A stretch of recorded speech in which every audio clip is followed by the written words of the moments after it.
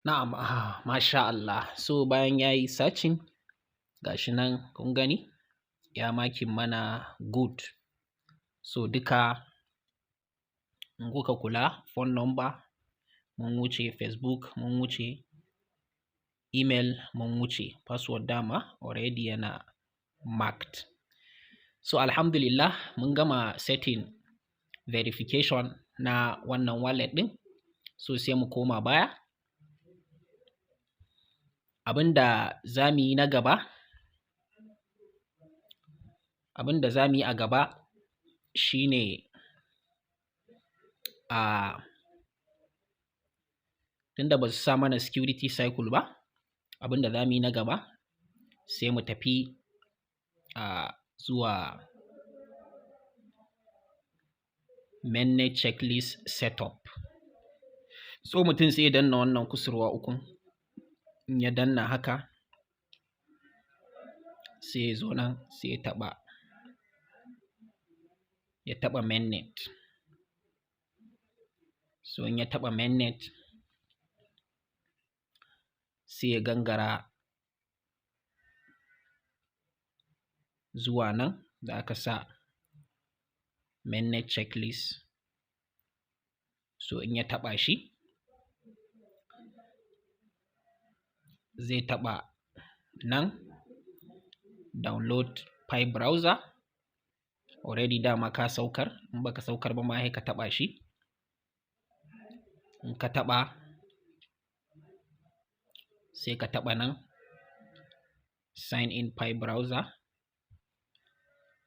So in ka taɓa shi zai yi loading ya linking ɗin account ɗinka. Na'am, masha Allah, bayan ya yi searching ya linking account ɗinka da file browser ko account ɗinki. So abinda za mu fara yi sai mu zo mu creating wallet.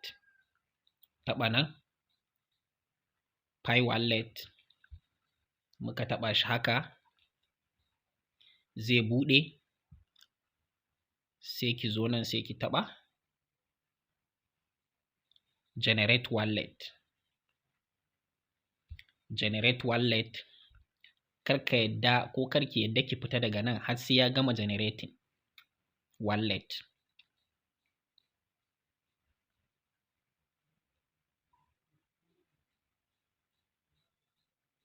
Zai ɗau lokaci. So in ya generating haka yana buɗe sai ka kwafi, ka danna nan copy, ka danna copy sai ka gangara ƙasa sai ka taɓa nan I have saved my passphrase. Kar ka fita a nan tunda ka riga ka kwafa, kun ga yayi fari nan, to alaman ya riga ya kwafu kenan, yanzu yana clipboard ɗinka. So sai ka taɓa I have saved my passphrase. Bayan ka taɓa zai ce maka unlock passphrase, sai ka zo cikin nan ka riƙe shi, ka sa hannunka ka riƙe sai ya fito ma da paste, sai ka taɓa kan paste. So passphrase ɗinka ya shiga, sai ka taɓa nan. So passphrase ɗinka ya shiga nan kamar yadda yake haka, ka riga ka sa shi a nan, sai ka taɓa nan unlock passphrase. In ka taɓa unlock passphrase, har yanzu kar ka manta password ɗinka yana nan a copy. So unlock your passphrase, shikenan passphrase ɗinka ya buɗu, wallet ɗinka ya buɗu, sai ka zo nan ƙasa ka taɓa continue.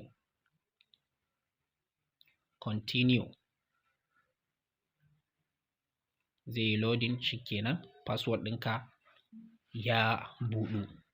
So bayan ka gama sai ka tafi email ɗinka, sai ka minimizing, ka tafi email, ka yi minimizing, ka tafi email address ɗinka.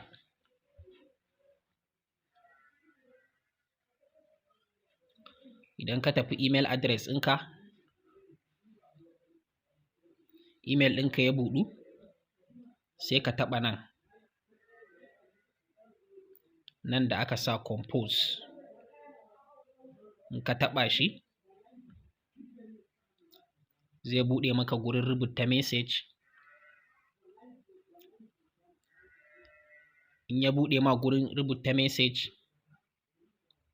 sai ka danna nan ka riƙe daidai kan rubutun nan, compose ɗin nan, ka danna shi ka riƙe. In ka danna ka riƙe, sai ka zuba passphrase ɗinka, sai ka danna paste. So sai ka sa alaman abin da za ka gane, za ka iya ce PP, ma'ana pi passphrase kenan. So kana gamawa, sai ka taɓa nan, ka taɓa wannan arrow ɗin kawai, ka koma baya.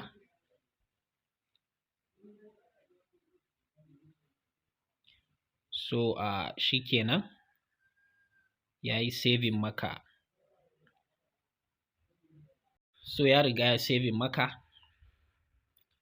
So in kana so ka duba, sai ka zo nan, ka danna, sai ka gangara ƙasa, ka zo nan da aka sa draft, sai ka taɓa shi. So za ka ga pi passphrase ɗinka nan a nan. So za ka iya cire guda ɗaya ko biyu ka rubuta a takarda, kar ka bar shi duka a email. So wannan kenan yanda ake creating pi wallet. So insha Allahu a bidiyon mu na gaba za mu nuna yanda ake lock up da sauran settings insha Allah. Masha Allah.